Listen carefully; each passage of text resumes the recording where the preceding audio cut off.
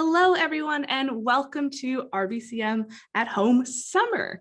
My name is Jenny Arnold, and I'm a digital educator here at the RBCM Museum, and I will be helping host this summer's program. And today I'll be with you talking about salmon famine and some other things that are affecting orcas here in our ocean.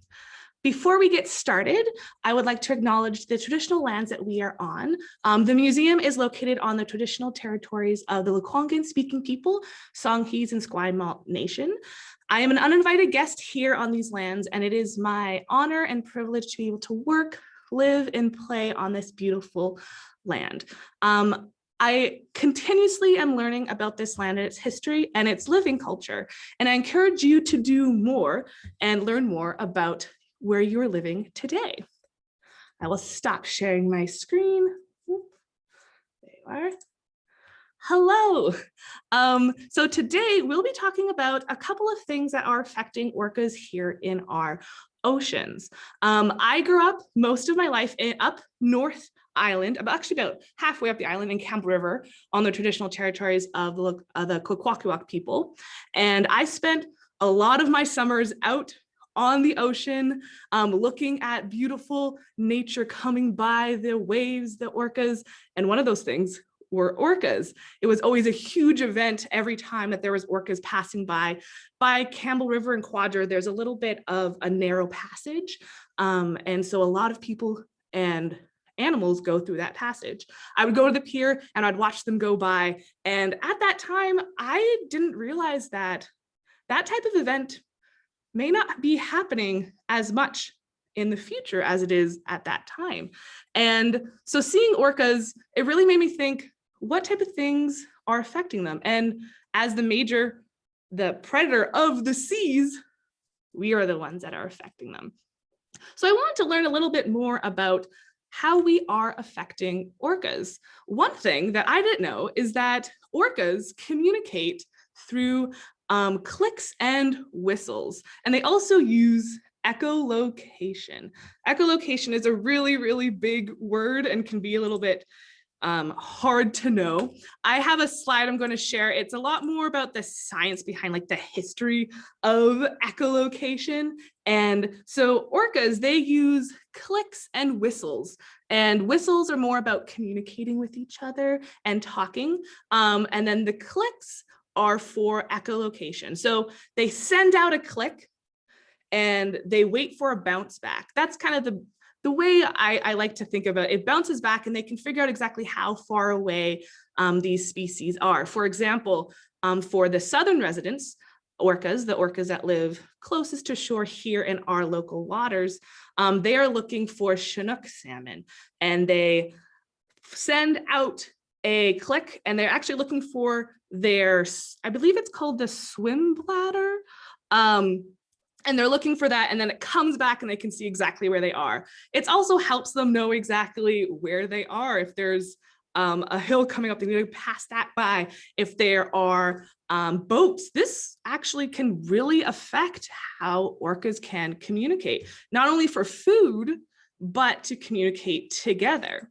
So for example, I have a little activity we're going to do about how hard it would be if you have boats going by. Because when I think back of when I looked out into the ocean growing up, seeing orcas pass by, another thing, if I look a little bit farther up, but not far enough, I see boats.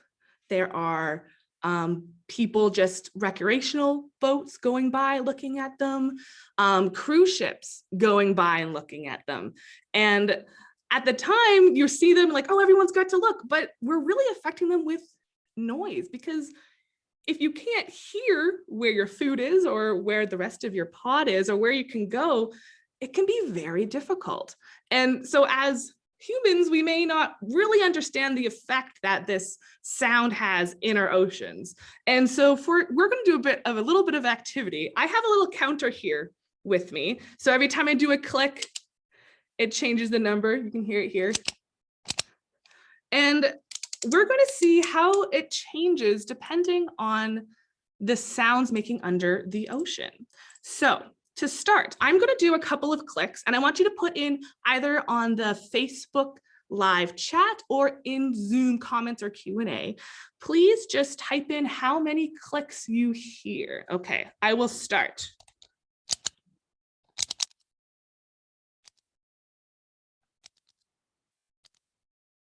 All right, that's how many we're going to do right away. Put in the comment section or in Facebook Live, how many clicks did you hear?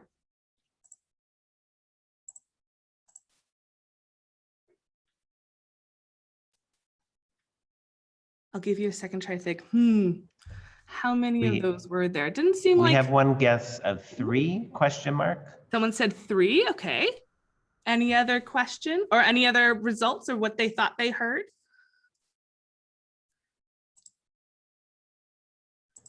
Someone else said 6. Ooh, went too far. Pretty good. Okay, the results were there were actually— Oh, and then one more 3.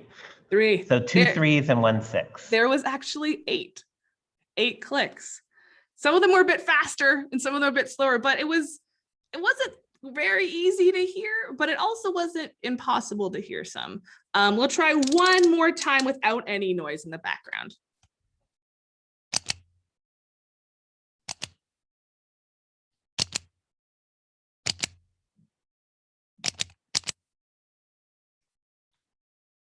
All right. How many clicks did you hear this time? I made sure it was a different number than the first time. Ooh, I see in the chat someone said 6. Do we have any other guesses? Not on Facebook Live yet.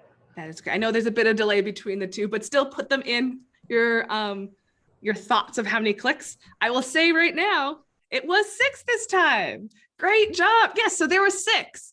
And so pretending we're in a nice open ocean, there's definitely different sounds happening, but there's no large boats or anything. This time, I'm going to be playing some sounds that some ships make and how you can hear it under the water.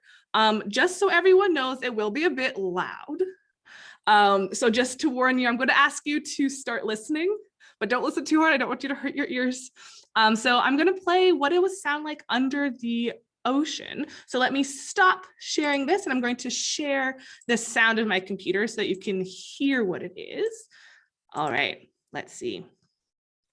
I'll be starting playing it in 3, 2, 1.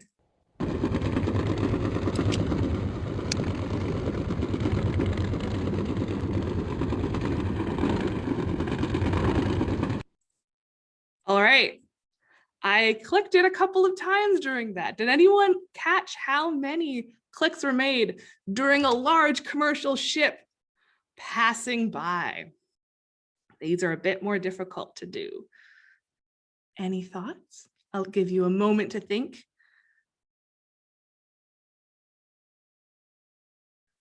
I see in the chat someone said 3. And then on Facebook Live, I only heard 2. Someone said they only heard 2. Perfect. A couple of options. Great. Great listening, trying really hard to hear. Again, I didn't mean to do it again. 6 again. Those are 6 clicks. That was a lot harder to hear. And imagine trying to communicate with someone in the ocean when there's all this other noise going on and you can't hear it. And again, the whistles are the way that orcas would communicate to each other. And whistles are a bunch of different types of dialects, all the different groups. There's over 12 different types of orcas, and they all have different dialects. They say dialects, but some of them could be different between like accents, and some of them can be completely different languages. So those are completely different, but echolocations are very similar. Those are the little clicks that they do make. And there are some sounds that they can hear that we cannot hear. I have the hertz of how many the humans can hear. Let's see if I made sure to put that down. Yes, so orcas can hear between 0.5 hertz to over 120,000 hertz. And just to put that in perspective, humans can hear between 20 and 20,000. So there are some low tones that maybe in that video we couldn't even hear, and it would affect the orcas.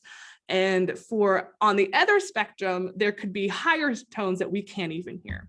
So now that you kind of know what that sound is like, let's try one more time before we move into talking specifically about salmon. Okay, let's do it one more time. I will see how many you get. Okay, 1, 2, 3.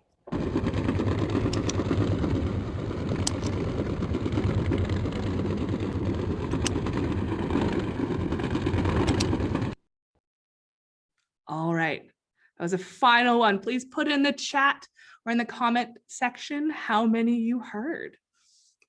See, someone wrote in they heard 4. What else?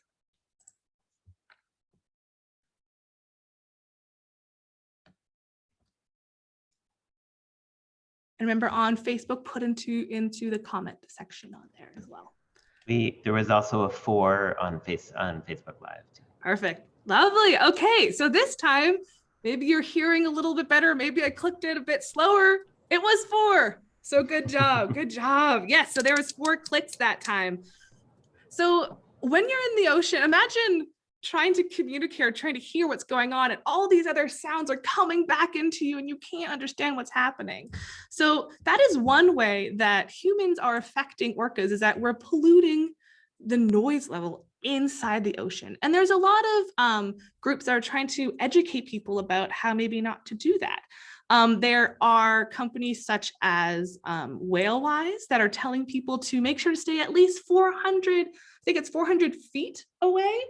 And sometimes it doesn't happen. We understand as the whales do not necessarily know that they could come closer, but you want to try your best to make sure that you're as far away as possible to help the orcas. The final thing we're going to talk about is with Chinook salmon. So not only are we making it a bit difficult for them to find them, there's also a lot less of them. I have a photo here of what the salmon look like. So Chinook salmon are the Southern residents' favorite type of salmon to eat. And there's a couple of reasons for this. One is because orcas are, the females are in charge. It's a matriarch. And so they pass down their knowledge of the food to eat.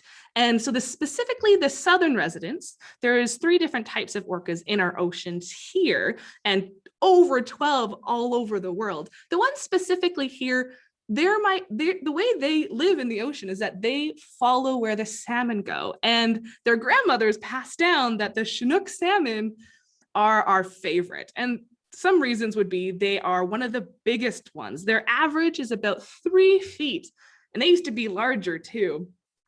And so they have the most nutrition for that specific orca to ingest and to eat. And when there used to be a lot more, it was a lot easier for them to find. But there has been some reasons why there's less and less of them. One reason would be overfishing. A lot of people in power living here are thinking that we need to get our salmon, I put that in quotes, our salmon to eat. And there's overfishing. So many salmon are being taken away that need to be left there. Another reason could be for climate change. With the weather getting warmer, warmer water can affect the fishes and they could get more diseases.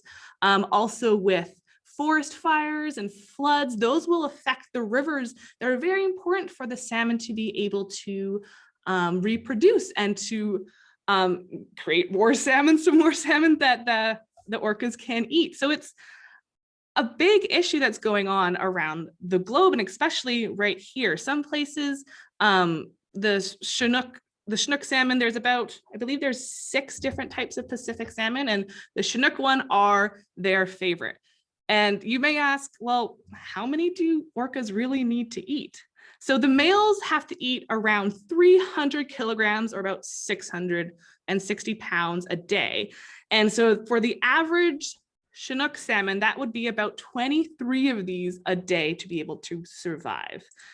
And that is quite a lot of salmon. And for the females, it's about 19 a day. They have to eat about 5% of their body fat a day to be able to be healthy and be able to live in the oceans.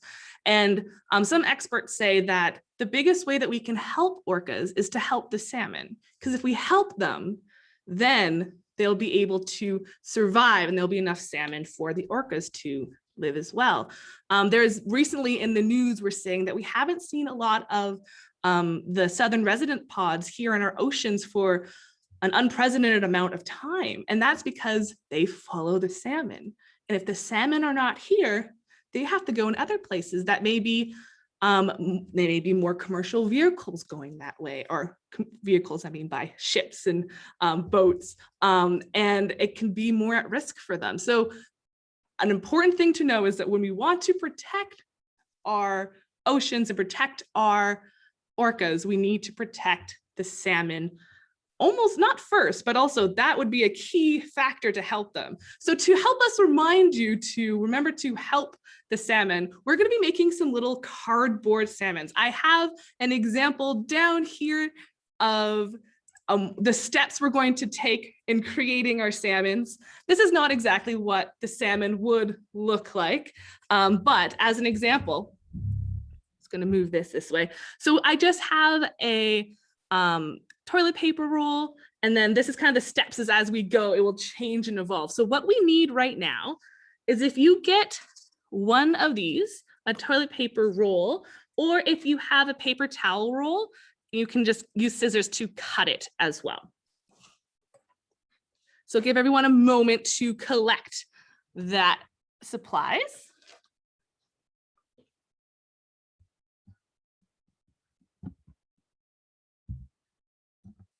All right, so the first thing that I will ask for everyone to do is to squish it down. So I'm going to move these pieces out of the way. I want everyone to squish it down so that it's flat. This way will make it a lot easier to cut. And you can use plain ones that don't have any color on it. If you rewatch this again, you may want to color it first or paint it. I have another example of painting it. I tried to make it a bit more of the Chinook color when they're spawning, and then cut it after it dries, but it's up to you.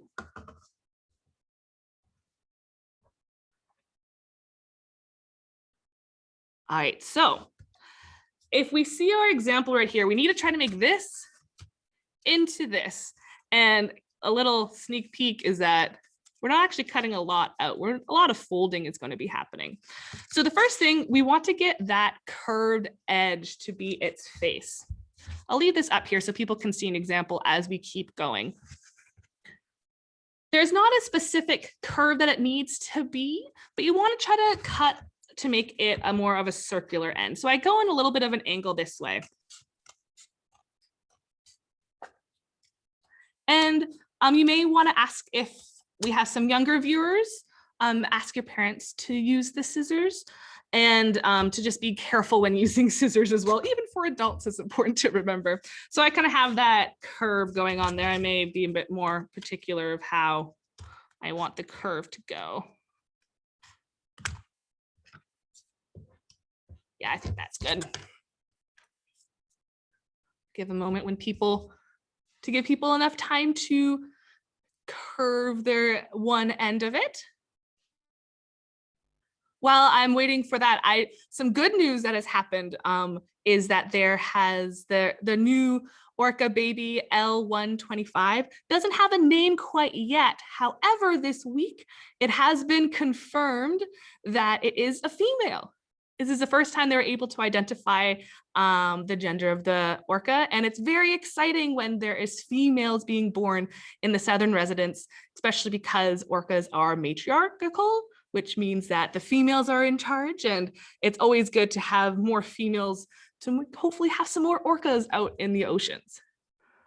All right, our next step is we're going to be making some slits. You can see how I used a pencil. Sometimes if you use a pencil, it can help calm nerves a bit of being nervous of cutting the wrong thing. I have a red pencil crayon. I can use that as well. So you want to put it at a little bit of an angle. It doesn't have to be precise. It doesn't have to be different. Like fish and like orcas, they're all a little bit different. So it is all okay. So you want to have it around 45, 50 degrees. So let's see.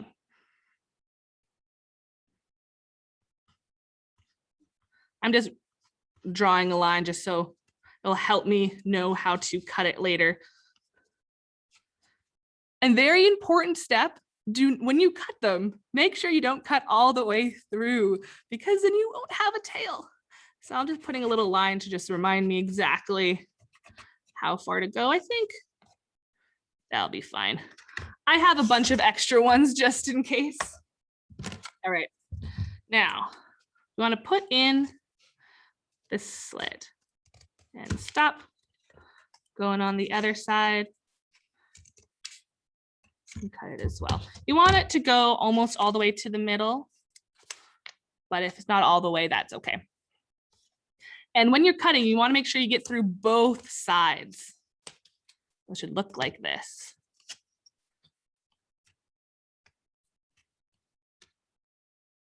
For those who have already cut down the slits while we wait, you can start with the next step, which where you take these and you want to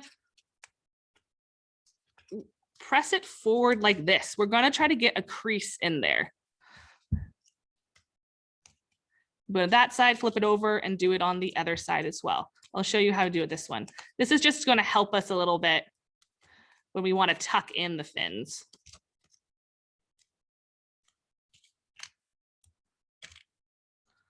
Do it a couple of times.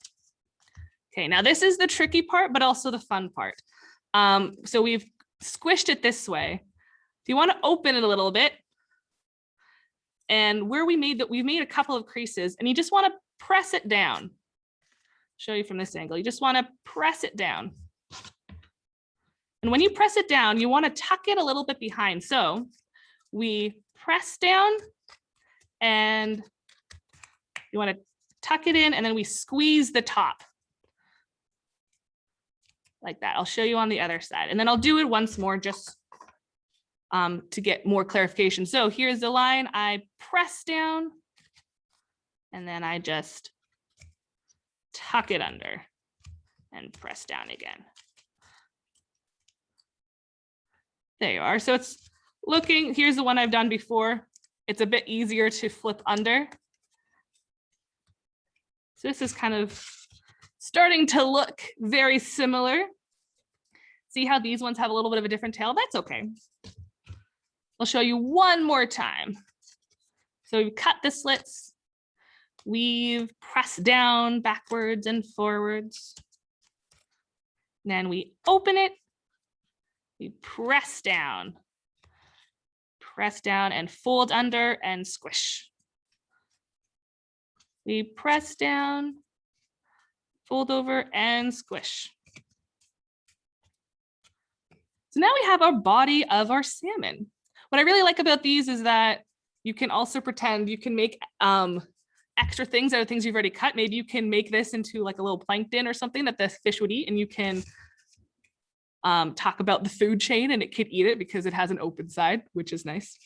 So now it's time to decorate. You can decorate your salmon however you would like. It does not have to be accurate. It does not have to be the way a Chinook should look, but it should be something that you enjoy to look at or to play with. So I like using these colors. It's kind of the colors that the salmon will look when they're spawning. And so I'm going to start. Oh, I've somehow lost. Oh, there's my gray. That's why if you paint it before, it may be a bit easier, but you do not have to. So I'm going to, maybe I'll start with red.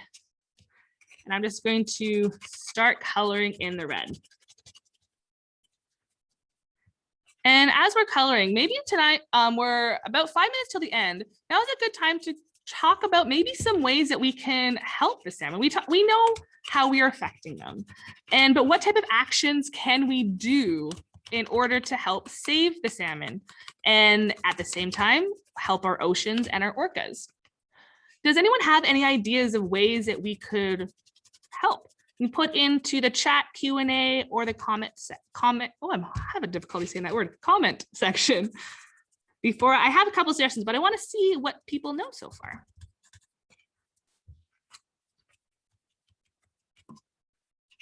I'm not the best at coloring, but that is okay. I enjoy it, and that's all that matters. I only did one side. There's also the other side that could take a bit more time. I'm going to add some green in there too. They look a little bit more like sockeye salmon now that I look at it, but that's okay.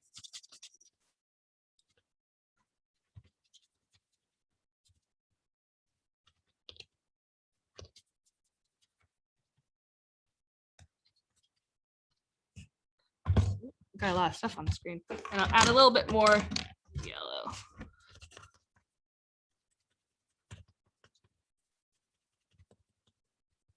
I've done one side. It's not biologically correct, but that is okay. I can tell it is a fish. And now we're trying to get it to this stage. I made it kind of look like a cartoon. I think those look cute. So one, I want to put in an eye. There was an extra thing you could add googly eyes. Those are always fun. Add a circle. And then when I do the pupil, I tend to put it a bit above and then color it in.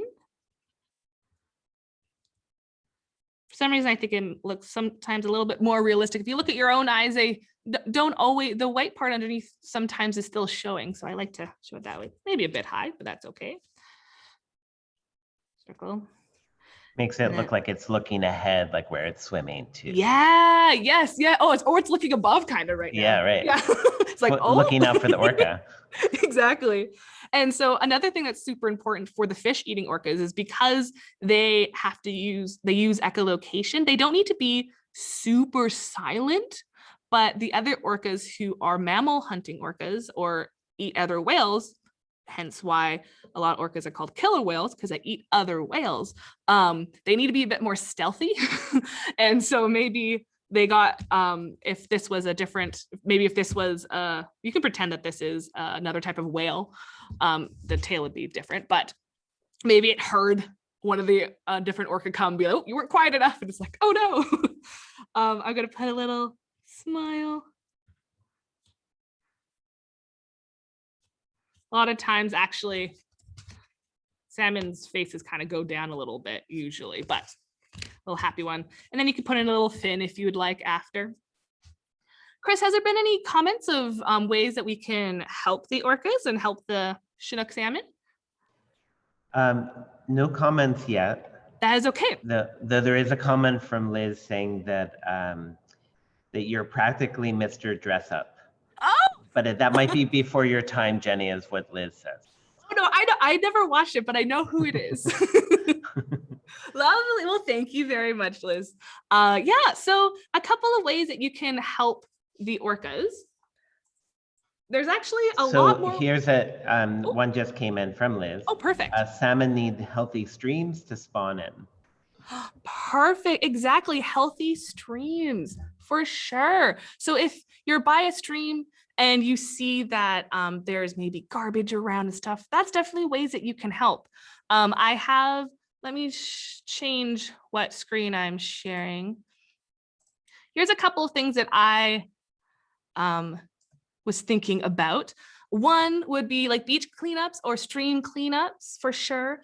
Low waste, making sure that you're reusing stuff. For example, the activity we just did, we just reused toilet paper rolls, and the stuff that we cut off, we can use for more activities.